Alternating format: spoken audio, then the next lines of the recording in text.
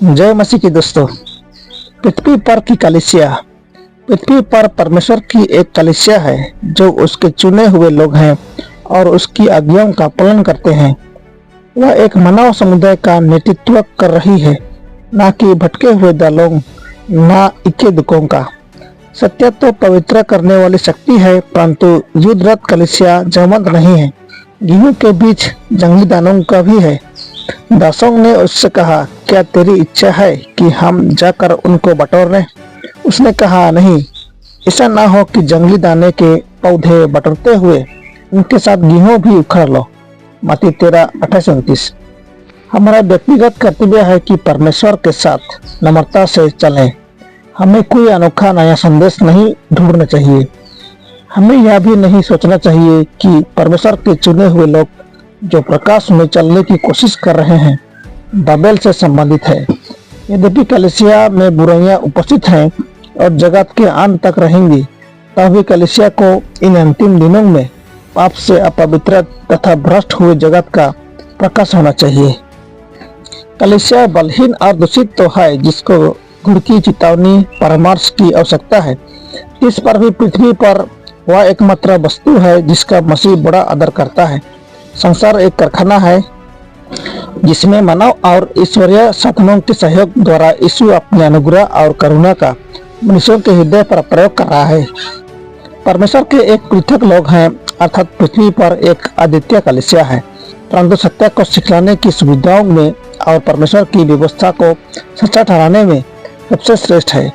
परमेश्वर की और कुछ नियुक्त साधन है, अर्थात ऐसे लोग जिनका वह पद प्रदर्शन कर रहा है, जिन्होंने शारीरिक कठिनाइयों को झेला है अथवा दिन की गर्मी व सर्दी का सहन किया है, जो स्वर्गीय कार्यकर्ताओं के संग इस संसार में मसीह के राज्य को फैलाने में सहयोग दे रहे हैं। इन चुने हुए कार्यकर्ताओं के संग सारे लोग मिल जाएंगे और अंत में पाए जाएंगे, जिनमें पवित्र जनों का धीरज इसी में है जो परमेश्वर की आज्ञाओं को मानते और यीशु पर विश्वास करते हैं। पार्थिव कलीसिया का स्वर्गीय कलीसिया से संयोग। परमेश्वर की पृथ्वी पर की कलीसिया स्वर्गीय कलीसिया के साथ क्या रखती है।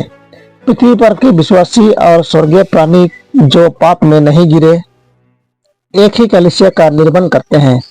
प्रत्येक स्वर्गीय प्राणी पवित्र जानों की सभा में जो पृथ्वी पर परमेश्वर की उपासना के लिए एकत्र होते हैं दिलचस्पी लेता है। स्वर्गीय न्यायालय के भीतरी भाग में वे पृथ्वी के बाहरी भाग में दी गई मसीह की साक्ष्यों की साक्षी को सुनते हैं और पृथ्वी के उपासकों की स्तुति तथा धन्यवाद स्वर्गीय गीत में परिणित किया जाता है और स्तुति तथा आनंद की लय स्वर्गीय आंगनों में गूंजती है, क्योंकि आदम की पतित संतान के लिए मसीह की मृत्यु अकरत नहीं गई।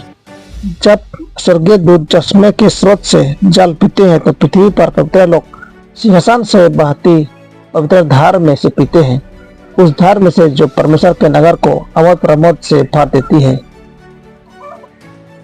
अच्छा होता कि हम सब महसूस कर सकते कि स्वर्ग पृथ्वी के कितना निकट आ गया है, जबकि प्रत्येक संतान को मालूम भी नहीं कि उनके साथी दीप्तिमान दूत हैं। एक मौन शख्स प्रत्येक प्राणी की रक्षा करता है और उसे मसीह की ओर खींचता है। जब तक पवित्र आत्मा का सामना नहीं किया जाता, तब तक स्वर्गीय प्राणी उनकी रक्षा करते रहते हैं। इस बात को ध्यान में रखना चाहिए कि पवित्र लोगों के प्रत्येक सम्मेलन में परमेश्वर के दूत उपस्थित होते हैं और साक्ष्यों, गीतों तथा प्रार्थनाओं को सुनते रहते हैं। यह भी स्मरण रखना चाहिए कि हमारी स्तुतियों की त्रुटियों की पूर्ति स्वर्गीय दूतों की गायन मंडली द्वारा की जाती है। फिर जब सब शब्द को एकत्र हो उसके नाम की स्तुति करते, जिसने आपको अंधकार में से निकालकर अपने अद्भुत ज्योति में बुलाया है, इसने हमें प्यार कर अपने लहू में हमारे पापों को धो डाला, उसके हृदय से उपासना हो। उपदेश देने वाले का संदेश का भार मसीह का प्रेम हो। परमेश्वर की आत्मा की प्रेरणा से प्रार्थनाएं प्रेरित हो। जब जीवन के वचन का प्रचार किया जा रहा है तो आपकी हृदय शक्ति यह हो कि आप उस स्वर्गीय संदेश को स्वीकार करते हैं।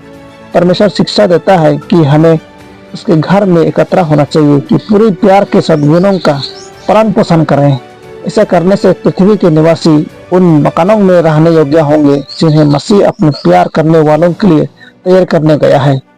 वहाँ पर वे मंदिर में हर शब्द को और हर नए चंद को गिनने और उसकी स्तुति और धन्यवाद में ऊंचे स्वर से गीतों का उठाने को एकत्र होंगे जो सिंहासन पर बैठा है। प्रभु आपका आशीष दे। आमीन।